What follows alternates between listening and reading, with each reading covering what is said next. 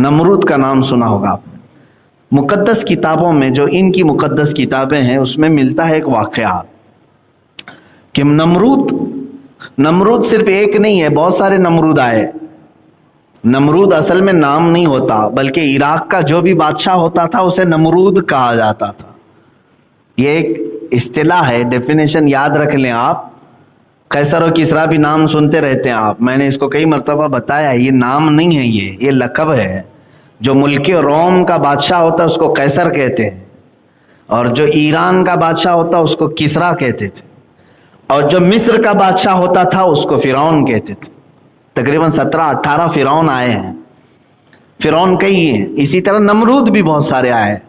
ایک نمرود کا واقعہ پرانی کتابوں میں یہ ملتا ہے کہ اس نے بہت طاقت حاصل کی تھی. اس کی طاقت کا حال یہ تھا کہ وہ 1000 لوگوں سے تنہا لڑ سکتا تھا اور جنگلی جانوروں سے تک مقابلہ کرتا تھا، شیر، ہاتھی وغیرہ سے بھی. اتنی طاقت اس کے پاس تھی اور کبھی بیمار بھی نہیں ہوا تھا. تو لوگوں میں اس کا چرچا ایسا تھا کہ ایسا لگتا ہے کہ یہ پورے انسانوں میں ایک الگ قسم کا انسان ہے. یہ انسان نہیں، یہ بھگوان ہے. جیسے لوگ آج سوچ لیتے ہیں تھوڑی سی شکتی زیادہ ہو جائے تو بھگوان ہو گیا، تھوڑا سا اگر پاور زیادہ ہو گیا تو بھگوان ہو گیا. جیسے اب ہمارا پی ایم بھی قریب پہنچنے کے بھگوان کے. تو یہ نمرود کو بھی ان لوگوں نے اسی طرح سے بنا لیا تھا تقریباً. اب جس کو چیلے اس طرح سے بناتے ہیں وہ خود بن بھی جاتا ہے، وہ سوچنے بھی لگتا ہے ہاں میں تو ہوں، لوگ تو مجھے بول رہے ہیں. تو نمرود نے یہ سوچا کہ میں خدا ہوں اور لوگوں کو سجدہ کرنے کا حکم دیا. سارے لوگ اکثر اس کی عبادت میں لگ گئے. جو اس کی عبادت نہیں کرتا اسے قتل کر دیتا، مار ڈالتا یا جیلوں میں بند کر دیتا. بڑا ظلم کیا اس نے. اب اس کے وزیروں نے، یہ یہودیوں کی تاریخ میں بتا رہا ہوں، یہ آلریڈی ایک بار ہو چکا، اب اس کو دوبارہ ریپیٹ کیا جانے والا ہے. اب یہ جو دنیا میں ہلچل چل رہی ہے آپ کو لنک میں دے رہا ہوں. کیوں یہ سب ہو رہا ہے؟ آپ کے ذہن میں ڈائریکٹ بات آ جائے گی کیا کرنا چاہتے ہیں آج یہ اتنی ترقیات کیوں کرنا چاہتے ہیں. سنیے، نمرود سے اس کے خاص وزیروں نے کہا بادشاہ سلامت، اور اس کو خدا کہتے تھے وہ، کہ سب کچھ تو ہے آپ کے پاس، طاقت و قوت ہے، انسانوں پر آپ کی حکمرانی ہے، جانوروں سے تک آپ مقابلہ کر لیتے ہو، سب کچھ ہے، آپ کبھی بیمار بھی نہیں ہوتے. لیکن ایک چیز ہے کہ جس میں عاجز ہو سکتے ہیں. کہا کیا ہے وہ؟ کہا موت. یہ اگر آ گئی تو کیا کریں گے؟ موت اگر آ گئی تو کیا کریں گے؟ سارا دھرا کا دھرا رہ جائے گا. محلات بھی بہت بنا لیے. اس وقت اس نے ورلڈ ٹاور بنا دیا تھا جو دنیا کی ٹالسٹ بلڈنگ تھی، بہت اونچی عمارت اس زمانے میں. اور کیوں بنایا تھا وہ بھی میں بتاتا ہوں. تو اس نے اپنے وزیروں کی یہ صلاح اور ان کے مشوروں کو سن کر کے کہا کہ یہ تو فکر کی بات ہے، آخر کریں کیا؟ کہا کہ ایک ہی صورت رہ جاتی ہے.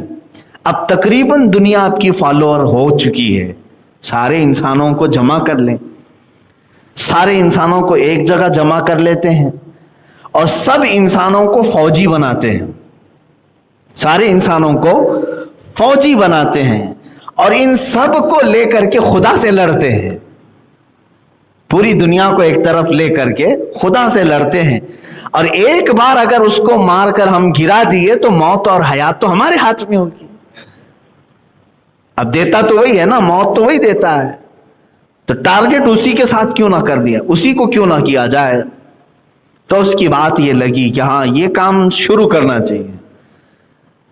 تو چیلے چپاٹوں نے پروجیکٹ دیا اور یہ کام شروع کر بھی دیا.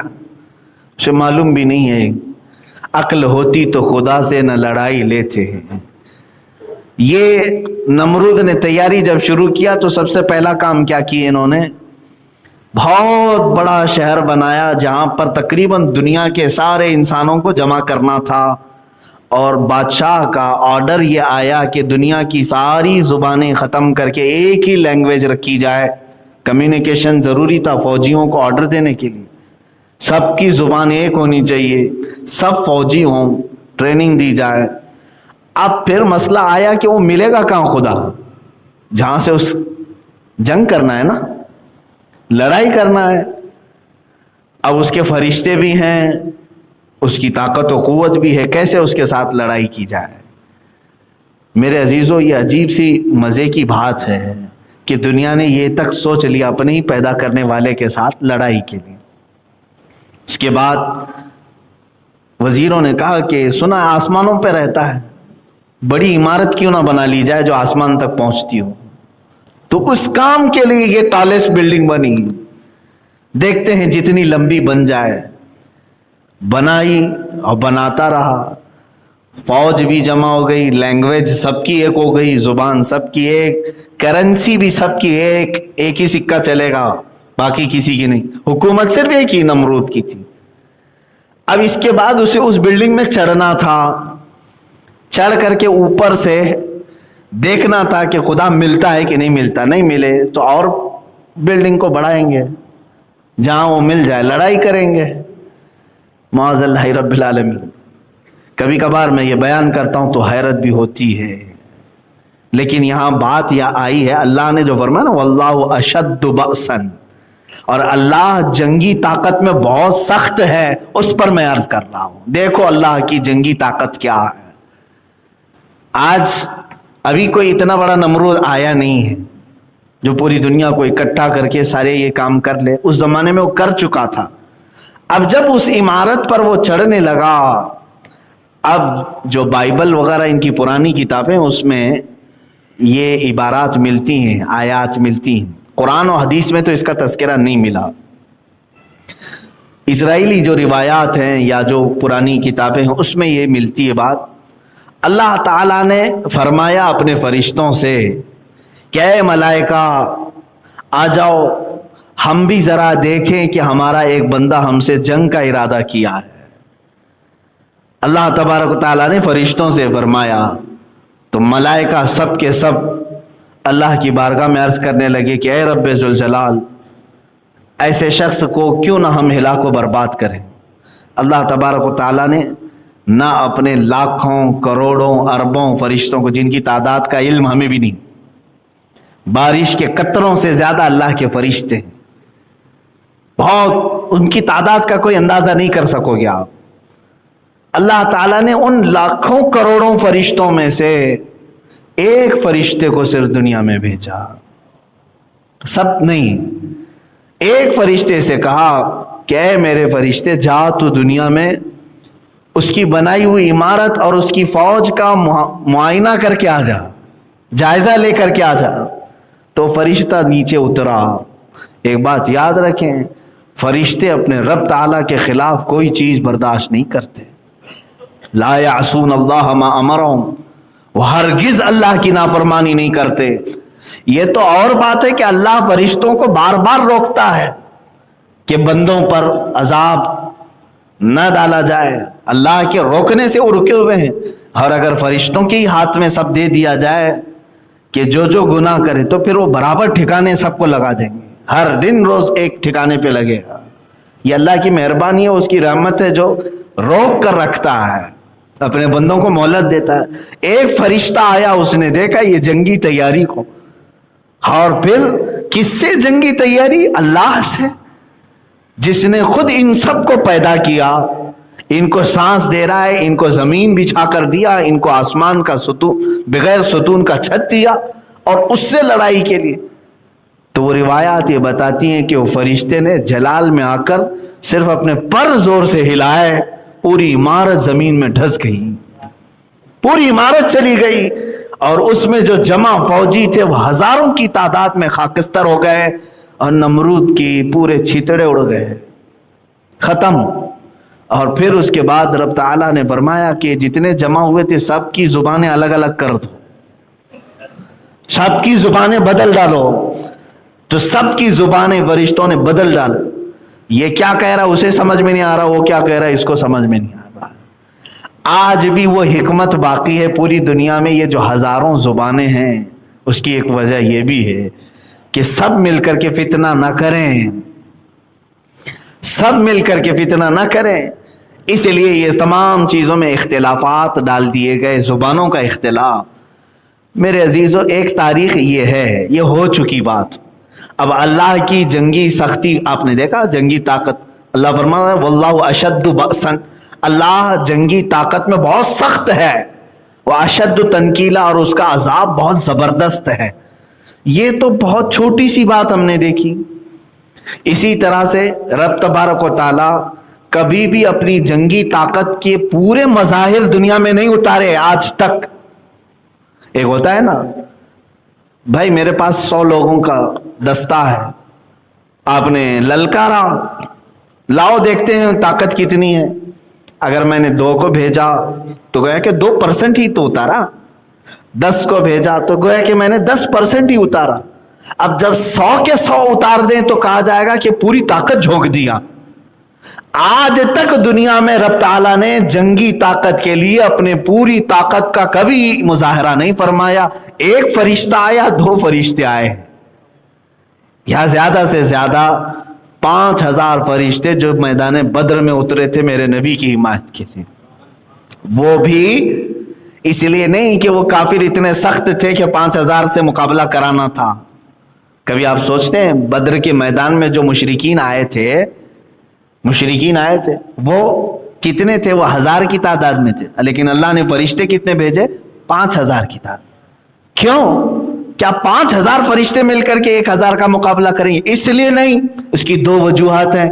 پہلی تو یہ ہے کہ اپنے نبی کی عظمت اور شان بتانے کے لیے کہ اللہ تعالیٰ اپنے اس کا رسول جب نکلے تو 5000 فرشتوں کا دستہ اسے عطا کرے گا۔ اور دوسری ایک وجہ محدثین بزرگوں نے یہ فرمایا کہ یہاں فرشتے خود بےتاب تھے اپنے نبی کی فوج میں شامل ہونے کے، تو رب تبارک و تعالیٰ نے ان کو یہ اعزاز بخشا۔ اور حضرت جبرائیل علیہ السلام نے یہ آ کر کے حضور سے عرض بھی کیا تھا۔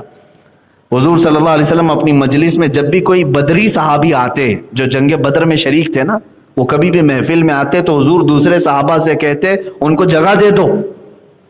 یہ بدری صحابی جبرائیل امین آئے اور عرض کیا یا رسول اللہ صلی اللہ علیہ وسلم، جس طرح آپ کے صحابہ میں بدری صحابہ کی عزت ہے، اسی طرح اللہ کے سارے ملائکہ میں ان فرشتوں کی عزت ہے جو بدر میں اترے تھے۔ بدری ملائکہ کی بھی بڑی تعظیم ہے۔ بہرحال تو اللہ تعالیٰ نے کبھی اپنی جنگی طاقت کا پورا مظاہرہ دنیا میں نہیں فرمایا۔ ایک وہ بادشاہ تھا جو ابرہہ خانہ کعبہ کو ڈھانے کے لیے نکلا تھا اور ہاتھیوں کی فوج لے کر کے آیا، اور پورے خانہ کعبہ کو ختم کرنے کے لیے اس نے اتنا بڑا لشکر جمع کیا تھا، اتنے بڑے بڑے ہاتھی تھے، اس میں سے ایک ہاتھی بھی اگر کسی گھر کو مار دے تو گھر ٹوٹ جائے، زبردست ہاتھیوں۔ لیکن ان کے ساتھ کیا ہوا؟ الم تر کیف فعل ربک باصحاب الفیل، اللہ فرماتا ہے محبوب کیا آپ نے نہیں دیکھا ہاتھی والوں کے ساتھ اللہ نے کیا معاملہ کیا؟ کیا کیا؟